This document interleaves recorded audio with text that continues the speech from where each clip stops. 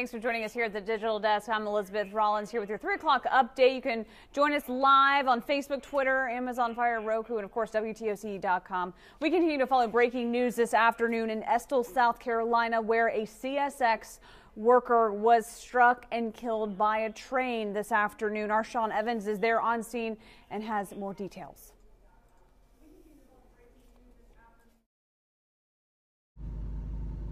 Hey everyone, Sean Evans reporting in Estill, South Carolina. Right now I'm along a stretch of 321 that runs through town. Right next to that, parallel to this highway, is a set of railroad tracks. Well, I'm told this morning there was a fatal accident involving a CSX worker who was actually doing some maintenance, some work on those tracks, was hit and killed by a train. CSX workers, or an investigation team rather, are here on scene right now. Estill police also assisting in that investigation. And ahead on WTOC at 5 and 6, I'm speaking with the Estill Police Department, the chief and one of the investigating captains with the department. And they're telling me what details they can about what happened this morning. Again, a fatal accident involving a train and a CSX worker who was doing some work on that stretch of tracks.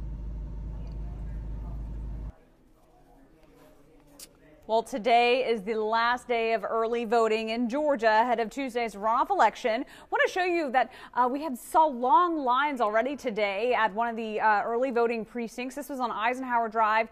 This was some pictures that came into our newsroom earlier today of the lines just wrapped around the building.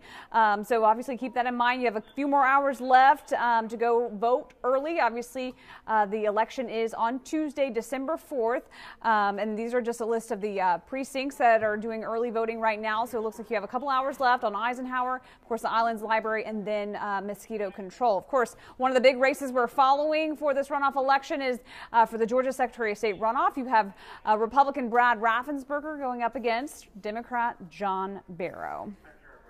Well, the hotel chain Marriott says it's investigating unauthorized access to its Starwood reservation system. The breach may have put information for about 500 million guests at risk. Marriott says that the unauthorized access has been going on since 2014. This impacts the Starwood reservation database. This is a group of hotels that it bought back in 2016. So that includes St. Regis, Westin, Sheraton, and W hotels. Marriott is emailing those affected guests, obviously, if you get one of those emails, just be careful that it's not a scam. You can also verify that going to their website and getting more information at answers.kroll.com to find out what to do. Well, the man arrested in Georgia for the Thanksgiving night shooting at a Birmingham mall has agreed to return to Alabama and face charges. 20-year-old Aaron Brown appeared emotionless during a brief hearing today before a magistrate judge in Atlanta. He told a judge that he would voluntarily return to Alabama. Authorities there now have 15 business days to remove him from the Fulton County Jail. He was arrested yesterday on attempted murder charge. Protesters have actually held demonstrations since the mall gunfire because an officer fatally shot another armed black man who was initially believed to be the shooter.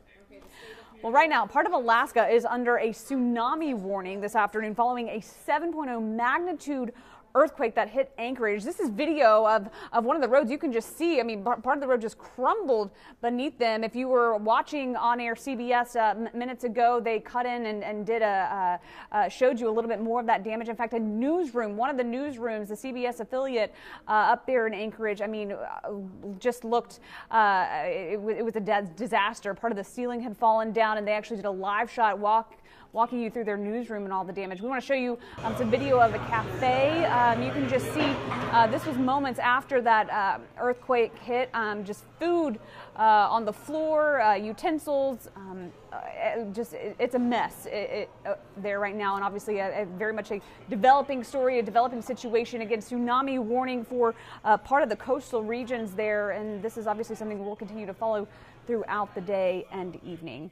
And of course, back here in the coastal empire, it feels like it's warming up. So will these temperatures stick around? Our Jamie Erdahl has a look at your first weekend forecast.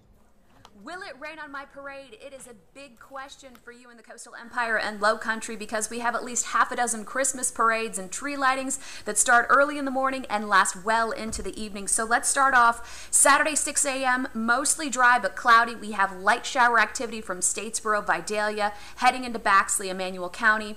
8 o'clock if you're running the bridge, thousands of people will be doing that. Spotty showers. If you have a really good time and if you're a really good runner, you might beat the rain, but if you're running the double pump or if you're a little slower, you're probably going to have some sprinkles, maybe even a downpour. Get a little bit of a break for everyone along the I-95 corridor 11 a.m. except for the Low Country and back to the west. And so that is nice if you have an 11 o'clock event. But then spotty showers along I-95 2 o'clock. Heavier rain, though, in the borough back to Baxley 2 p.m. And then it continues to push toward the coast. And unfortunately, heavy rain will last well into the evening, into midnight. Of course, if you have any questions, comments, please post below. Until then, we'll see you on air at 4 o'clock.